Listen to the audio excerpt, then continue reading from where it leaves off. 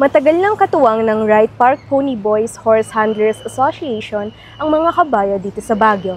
Ayon sa kanila ay hindi nila ito pinapabayaan at pamilya na ang turing nila sa kanilang mga alaga. Nakalista ang pila ng 200 at mahigit pa na kabayo sa Wright Park base sa kanilang mga numero na nakalagay sa kanila upang maging patas ang rotasyon sa lahat. Habang nag-aantay na matapos ang proyekto ng gobyerno na mayroon ding stables na nakalaan para sa mga kabayo, gumawa na muna ang Pony Boys ng pansamantalang tirahan ng kanilang alaga upang maiwasan ang pag-aaway at maprotektahan ang mga kabayo. Umuwi ako sa Luknab. Ayun, kailangan kong umaga. Magpapakain muna ako, tapos pag nakapakain ako ng damo, lahat sila habang kumakain, nagpapainit na ako ng tubig. Habang nagpapainit naman ako, may boy ako. Nagpapainom na siya, naglilinis naman ako ng tayo nila. Pagkatapos maglinis ng tayo, nakakain na sila, maghugas na, then ready for rent na sila. Sa hapon ulit, buklak na, papainit ulit kami ng tubig, painumin mo, pakainin mo ng damo. Tapos pag nakakain na sila ng 8 to 9, silipin mo ulit, bago ka ulit uwi.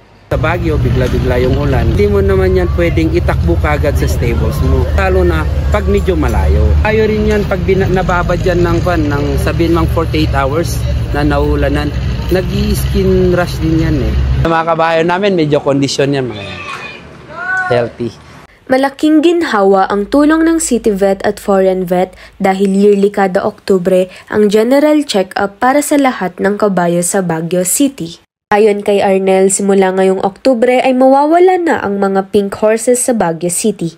Ibabalik na sa natural na kulay ng buhok ang mga kabayo.